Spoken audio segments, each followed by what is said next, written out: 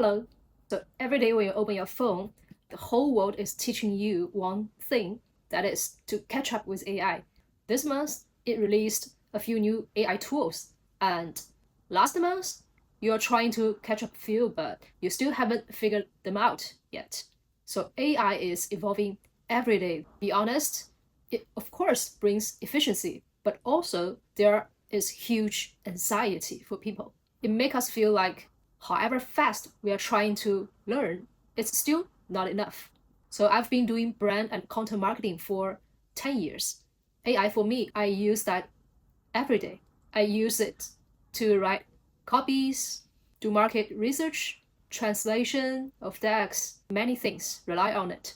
But also because what I'm doing in the past 10 years, all I'm trying to do is learn how to get consumer attention, how to build trust, and study how trust is being consumed. So I have some observations to share with you. In the recent 1 year, I'm working as a freelance, so it's all project-based. And I've learned a few things. On the surface, it has nothing directly linked to AI. But with all this AI phenomenon, I think they are very critical. We'll talk about it later. So back to AI first. You can see so many videos titled in like, this AI tool will help you triple your working efficiency. Are they useful? They do. But I think most of them are answering a wrong question. Most people are talking about fast, catch up with all the AI trends. You need to be more efficient in learning.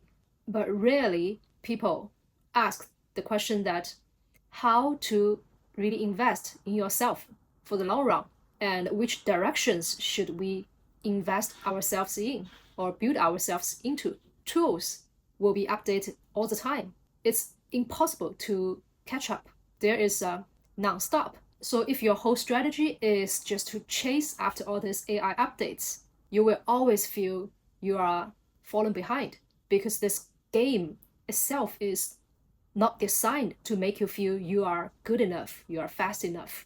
So my question is, when AI gets richer, it makes things cheaper and it's more everywhere. So what exactly is getting expensive in this phenomenon?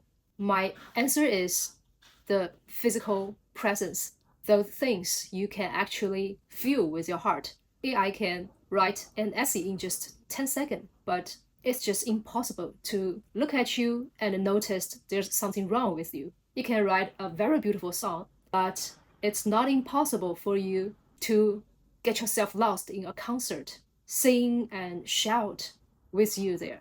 So when content and efficiency are getting cheaper and more reachable, those other things that requires you to be physically present there are getting more expensive and rare to find. I would just call this phenomenon the felt economy. So literally, it's the economy that requires you to feel with your heart.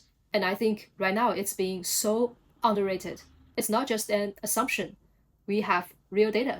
Back a few years earlier in 2022, 2023, global inflation is high, the interest rate is high. In theory, people should be working extremely hard to save money, save for the winter. But the result is that the live show business in 2023, it increased by 25%. The same year, the money Americans spend on tickets like concerts, sports events, movies, it's $95 billion, a 23% bounce from the previous year and even 12% higher than 2019. In simple words, the industry is booming. So it's quite surprised to know this kind of entertainment, this kind of show business, it became the last thing that Americans want to cut from their budget plan. So yes, money is tight, but seeing real people, feeling the real energy, and being physically there, it's something people don't want to really drop. As a marketing person, as I said, in the past 10 years, I can almost feel the same. The cost to get someone's attention, to build trust with someone, is getting extremely higher. It's something I am experiencing every year. So if we want to turn this theory into something useful in our daily life, what would that be? I believe that the most potential and valuable work in the future, I mean, in the next 5-10 years, would be a body that needs to be physically present. A moment can really touch your heart, and a process of trust building. These three things, irreplaceable with this AI boom. Besides this, I also want to share my personal freelancing experience in the past 1 year. First is that you have to do things that you really agree on. Being a freelancer is brutal because there is no stability in your income. There is no system to protect you.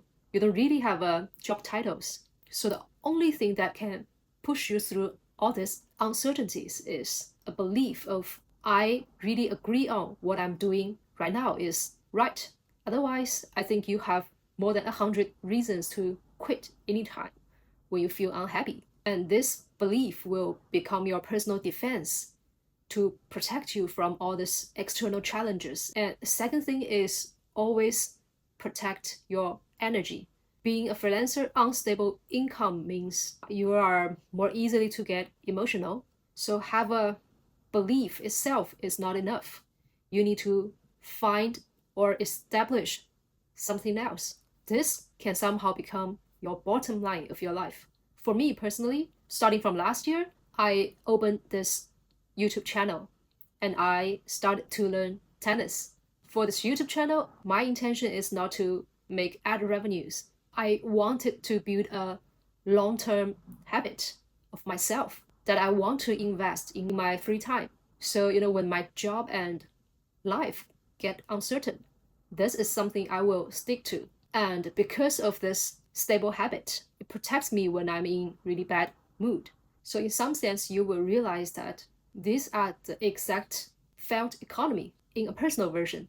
It's something I agree that to spend time to invest, and this requires stable investment of my personal energy. And it has a process of building my techniques, building the content, building the relationship between you and me. So my investment in this YouTube channel is my way to show my presence here. I believed in it. That's why I'm still doing it. So besides personal life, I think the bigger topic is, if AI is challenging our careers, then what are the potential careers for all of us to consider in the future that might take advantage of this AI boom? First one, I think, of course, is travel industry. AI can make plans, budget for you, help you to compare the prices, but it cannot replace you to be in that destination, especially after the pandemic. The high demand of feeling it by yourself is skyrocketing because everybody find out that no matter how much vlogs, travel tips I watched, they cannot replace my personal experience visiting all those places I want to be. Second, of course, is the entertainment, the show business. I'm not just talking about the concert, the movie, the stand-ups. I'm talking about it's the whole business chain around it. Who will be the beneficiaries of such show business? It can be the landlord who provide locations. It can be food and the restaurant. It can be the community around that places.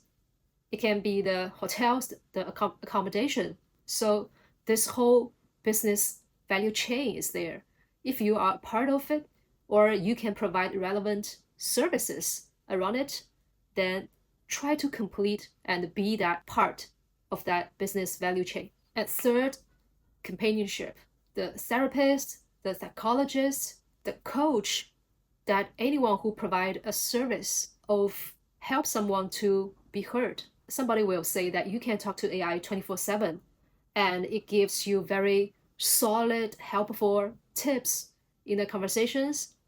Yes, I agree, but they cannot be responsible for your life when you really crash down, when you're not capable of giving a precise prompt. You need someone to give you a hug, sit by your side, and just listen to how you feel. We are talking about real human companionship. These career directions, I think they share the exact three key criteria we talked. Being physically present, to really feel and a relationship of trust. But I want to also point out that I'm not telling anyone to drop AI or just jump into the entertainment show business. I do believe that AI is going to replace jobs and the traditional industries will be reinvented. It's happening faster than all of us can think. My intention is that through these observations and insights, all of us can ask ourselves a few questions. Which part of your job requires your physical presence that only you are being there, can only be done and get done successfully? Only that part is something you need to invest your time and energy in the future. And I don't want to beautify the story like, oh no, AI, don't feel threatened by AI, like AI is okay, we are doing okay. In a very opposite mindset that yes, AI is going to provide more efficiency. Of course, things will be done cheaper and faster for sure. And also because of that, a real person who wants to show up will getting rare, getting more precious and valuable in the future. In the next month, don't pressure yourself like how many new tools I need to learn. Instead, you can ask, among all the work I do during the month, which part is irreplaceable by AI? Try to summarize that. I think could be something very potential for you to leverage in the future. So much for today. I'll see you in the next video.